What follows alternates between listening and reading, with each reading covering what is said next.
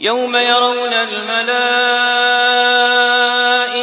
لا بشرى يومئذ للمجرمين ويقولون حجرا محجورا وقدمنا إلى ما عملوا من عمل فجعلناه هباء منثورا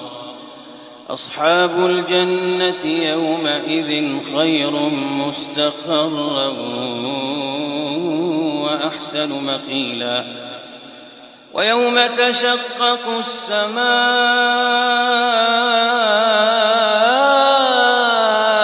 بالغمام ونزل الملائكة تنزيلا الملك يومئذ الحق للرحمن وكان يوما على الكافرين عسيرا.